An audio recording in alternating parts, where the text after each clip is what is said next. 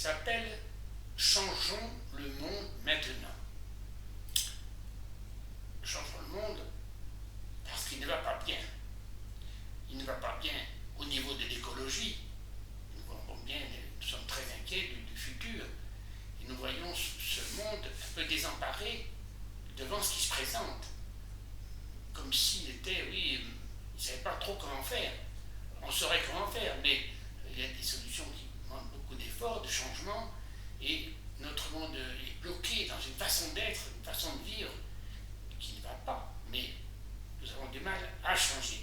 Et tous ceux qui en profitent, tous ceux qui sont les bénéficiaires, en tout cas qui croient être les bénéficiaires du monde aujourd'hui, ne font pas de gros efforts. Donc, ce monde ne va pas bien. Ce monde ne va pas bien au niveau des guerres. On voit un monde infantile avec des gens, on va dire, des abrutis, qui font des guerres où il y a des centaines de milliers de morts, de jeunes qui vont vivre au lieu de pouvoir vivre leur vie, et puis qui meurent comme ça, qui n'ont aucune envie d'aller là-bas faire la guerre.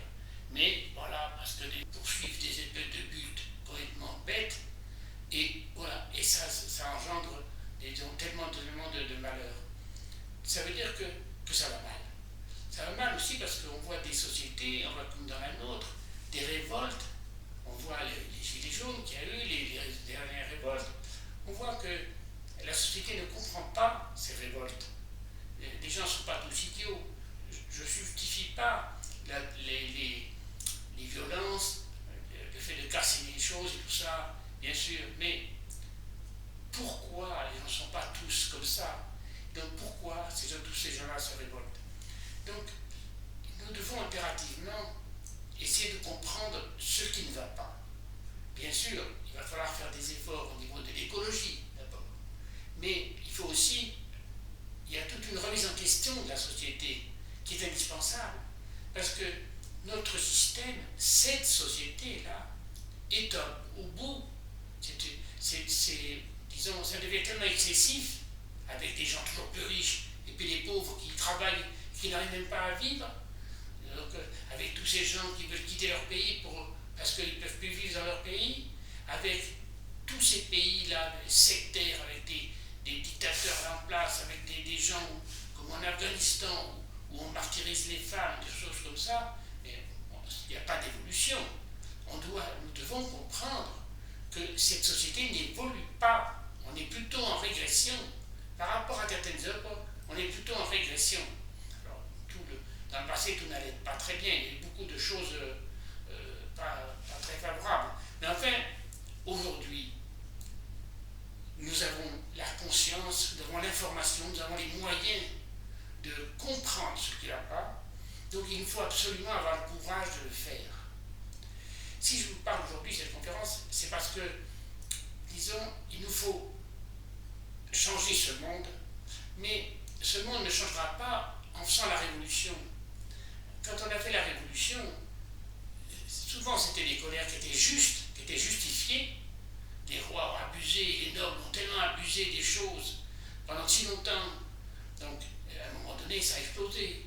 En Russie, disons, les tsars et tout ça, ce monde-là, bien sûr que, à un moment donné, quand on a proposé l'idée que les gens soient tous égaux, ça a enthousiasmé, ça donnait de l'espoir, parce que tout ce qui était avant était anormal. Mais ces révolutions-là n'ont abouti à rien. À chaque fois, les puissants ont repris les choses en main. Même dans la Révolution française, on voit des choses, beaucoup c'était les bourgeois, beaucoup ça a été entre les aristocrates qui voulaient garder le pouvoir et les bourgeois qui voulaient le prendre, ça a été beaucoup ça qui finalement a mené les choses.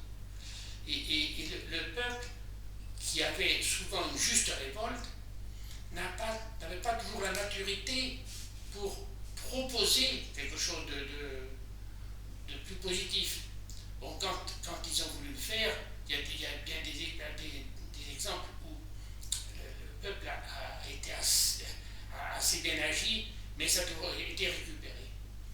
Ce qu'il nous faut, ce n'est pas faire la révolution, parce que la révolution engendre à la fois une réaction, et souvent, on va dire, on joue à se faire peur, et après, on vote pour des gens très conservateurs, pour se rassurer et pour qu'on y voit clair.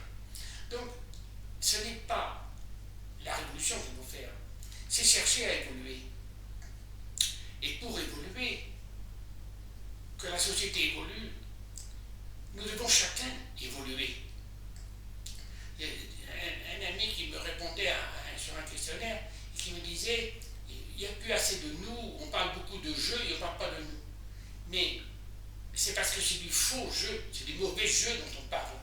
C'est-à-dire c'est un jeu égoïste, comme souvent. Aujourd'hui on voit beaucoup de développement personnel qui est une façon de devenir égoïste.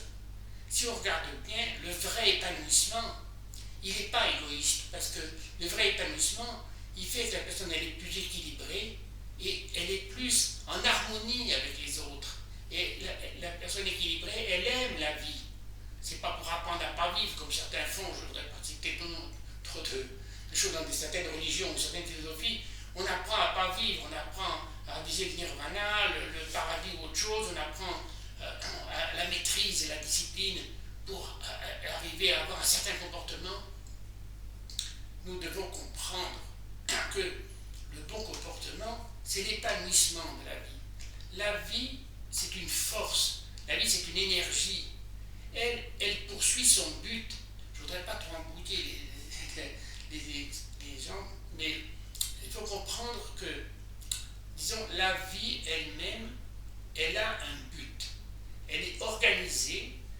Par exemple, vous ne décidez pas que votre cœur bat. Vous ne décidez pas que votre corps cicatrise quand vous avez fait une douleur, quand vous avez fait une coupure. Vous ne décidez pas que les globules vont lutter contre les microbes. Tout ça, ça se fait. Mais comment ça se fait? Ça se fait parce que votre corps il est organisé pour qu'il en soit ainsi. Et pourquoi? Parce que la vie est organisée pour survivre. Et la vie, elle est organisée, elle a un but. C'est ça que nous devons comprendre. Ce but, il est à la fois que la vie se perpétue, la vie physique, mais nous-mêmes, les humains, nous avons les mêmes, toute une partie animale, et donc de survivre, il faut boire, manger, dormir. Mais l'être humain, il a en plus, lui, le besoin d'évolution. C'est certainement le but de la vie aussi, le but de la dimension de l'aventure humaine, on va dire. C'est d'évoluer, ça veut dire pouvoir subvenir à ses besoins, mais aussi comprendre la vie, comprendre pourquoi il est là, et surtout, après, épanouir ce qu'on est, c'est-à-dire, si on veut être heureux, il faut qu'on puisse épanouir ce qu'on est, nous. C'est-à-dire, si par exemple Mozart n'avait pas pu faire de la musique, il n'aurait certainement pas pu être heureux, parce qu'il est fait pour ça, c'était indéniable. Einstein était un type pour manipuler les idées scientifiques, pour faire des recherches scientifiques, et ça n'empêchait pas d'être un être humain. Mais il y a une partie de lui, il fallait qu'il puisse épanouir ça pour être bien. Après, être bien et épanouir, c'est s'épanouir aussi en étant un papa, en étant un mari, en étant un ami, en étant beaucoup de choses. Mais il faut que toutes ces facettes de ce que nous sommes tendent à s'épanouir, et à ce moment-là, l'être humain est équilibré. À ce moment-là, l'être humain, il a envie d'être en harmonie. Il aime la vie et il aime les autres, du coup. Bon, s'ils sont aimables, s'il y a des gens qui veulent lui nuire, il ne peut pas être gentil avec eux. Mais déjà, disons que lui-même n'est pas en état d'agression vers l'extérieur. Lui-même, il est là, et il est beaucoup plus posé. Souvent, il évitera les problèmes parce que c'est son intérêt. On est fait pour vivre. C'est simple, ça. On est fait pour vivre. Alors, que veut dire quoi, vivre? Ça veut dire subsister, être à l'abri, être protégé, mais ça veut dire aussi épanouir ce que nous sommes. C'est comme si on rendait à la vie, c'est-à-dire qu'on a des aptitudes, eh bien, l'important, c'est le dessein de la vie, qu'on puisse apporter à la société ces aptitudes. C'est naturel, c'est ça qui est souhaitable. Et on dit, mais si chacun fait ce qu'il veut. Mais la vie, elle est bien faite. Ça veut dire qu'il y en a qui sont faites pour diriger, il y en a qui sont faites pour organiser, ou pour vendre,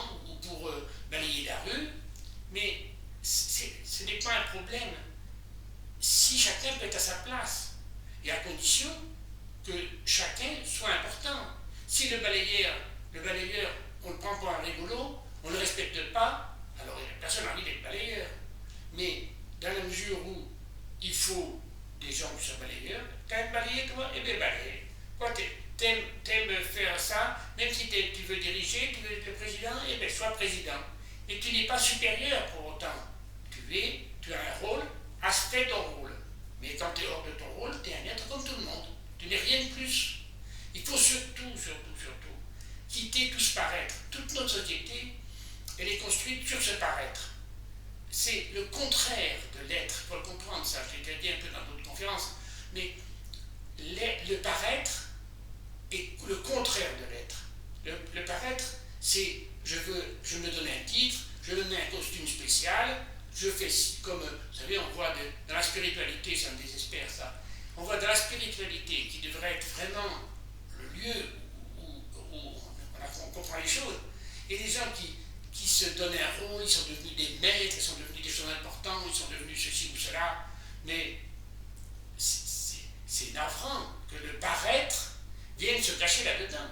Non, et il ne s'agit pas de maîtriser, de discipliner pour avoir un certain comportement. Il faut épanouir ce qu'on est. C'est ça qui va donner le bon comportement naturel. C'est-à-dire ce bon comportement. Si moi, je m'épanouis, si j'évolue, eh bien, je n'ai pas besoin de me forcer à avoir une certaine attitude. Elle est comme ça, je suis comme ça, parce que c'est ça qui est naturel. C'est que, je le cite souvent ce cas dans d'autres conférences, les êtres humains, on les étudie comme on étudie les lions dans des cages. Eh bien, les lions dans des cages n'ont pas un comportement normal. Ils sont souvent un peu tristes, peut-être agressifs, mais les lions dans la nature ne sont pas agressifs. Ils sont agressifs si vous venez les embêter, sur leur territoire ils sont menacés, ou s'ils ont faim, ils veulent manger. Mais ils ne veulent pas lui faire de mal aux gazelles, ils veulent manger, c'est tout.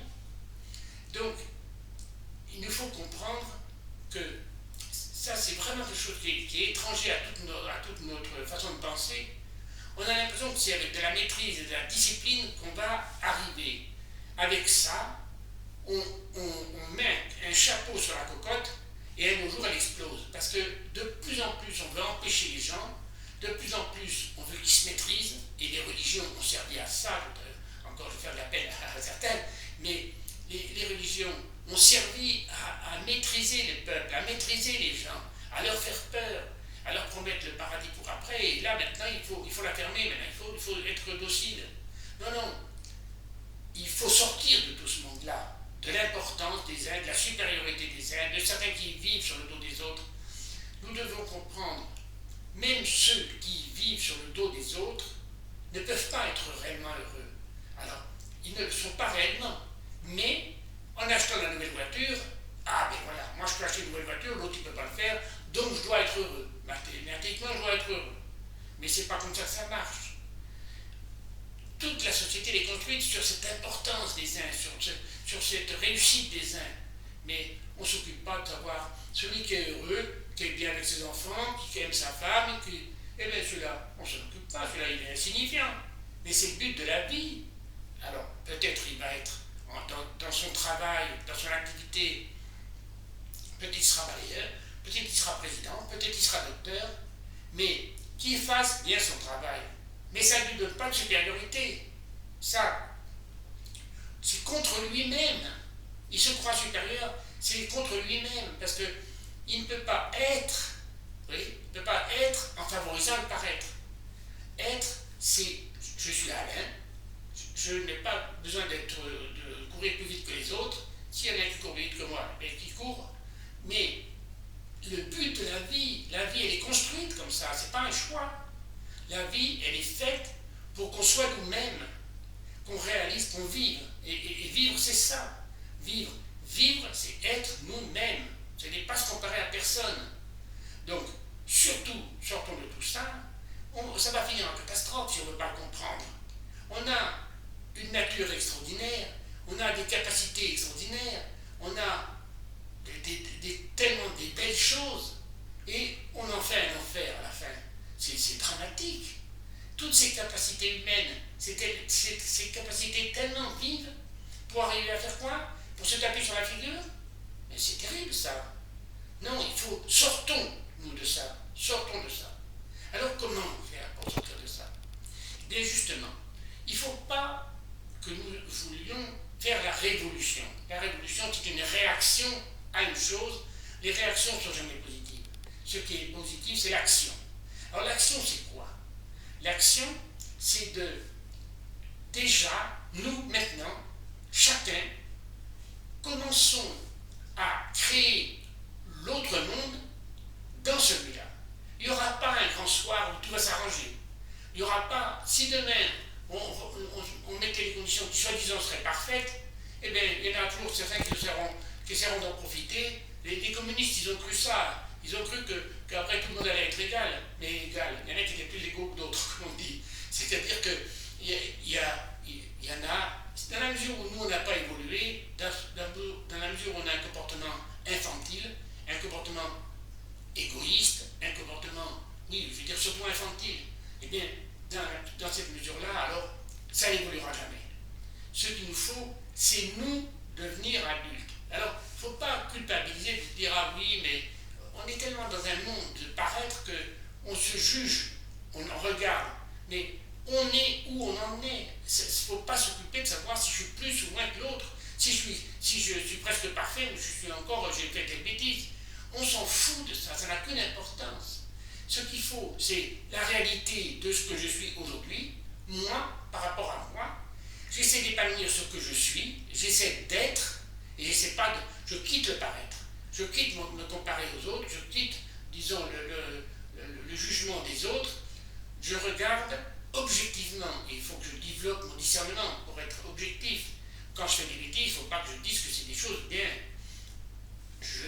Je développe mon discernement, je regarde, et j'épanouis mon être, ce que je suis. Et à ce moment-là, tout se mettra en place naturellement. Alors, je dis bien naturellement, ça veut dire que on n'a pas besoin de vouloir que ce soit comme ça va se faire, parce que c'est le sens de la vie. Si je peux m'épanouir, en résumé, si je peux vivre, réellement vivre, ce que ça veut dire vivre, pas subsister ou pas passer mon temps à être plus que les autres, à moins que les autres. C'est contraire à la vie, ça. C'est du paraître, c'est le contraire de l'être.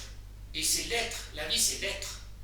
Alors, il nous faut quitter tout ça, et il nous faut essayer, et là je vous demande à chacun d'essayer de réfléchir, il faudrait qu'on crée ce monde dès maintenant, et il faudrait donc se rassembler pour que ceux qui ont cette pensée-là, cette façon de penser, se réunissent, soient en contact pour s'entraider à continuer, à la fois pour créer l'autre monde, et à la fois pour, disons, continuer à avancer, parce que l'être humain, on ne va pas être dans un état où ça y est, on y est.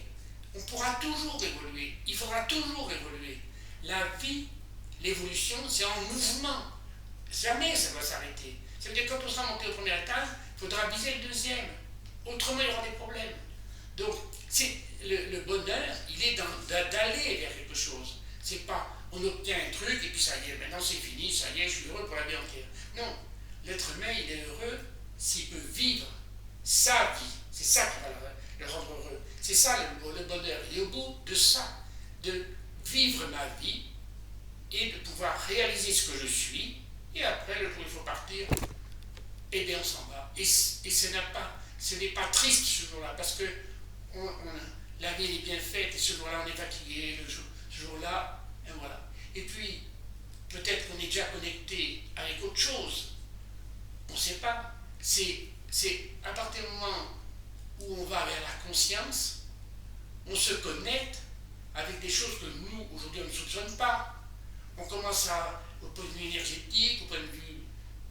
Voilà, c'est des choses qui sont difficiles à expliquer avec des mots. Mais on commence à être connecté avec peut-être la grande énergie, peut-être avec... Donc, essayons de nous rassembler comme ça. Sur des critères, j'avais noté un peu les critères, mais vous pouvez en apporter d'autres. Et je vous demande justement en dessous de la conférence, vous pouvez donner vos commentaires. Donnez votre avis, apportez vos commentaires, apportez le plus que vous pouvez ajouter et confirmez-nous que vous faites partie de ces, on va dire, des amis de la vie. C'est-à-dire que j'avais créé à l'époque une association et puis je trouvais que les gens ne comprenaient pas assez bien.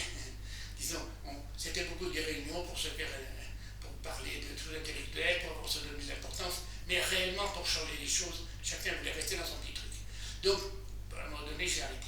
Mais je pense qu'il faudrait reprendre ça, d'être des amis de la vie, donc des amis de la réalité. Et donc, je mettrai certains critères, puis si vous voulez bien, vous en ajouterez d'autres. Pas de paraître, bien sûr, ça c'est le contraire de ce qu'il nous faut. L'épanouissement de chacun et l'intérêt de tous, il faut comprendre, c'est que l'être humain, on est des animaux sociaux, on a besoin d'échanger, et si j'échange qu'avec des gens qui sont infantiles, qu'avec des gens qui sont bêtes, disons c'est méchant de dire ça, mais c'est comme ça, il y en a qui ont des comportements, disons, absurdes. Donc, après je souffre pas de cet échange, je ne peux pas échanger. Donc, l'épanouissement, nous devons respecter la nature, puisque nous faisons partie de la nature. Nous sommes la nature.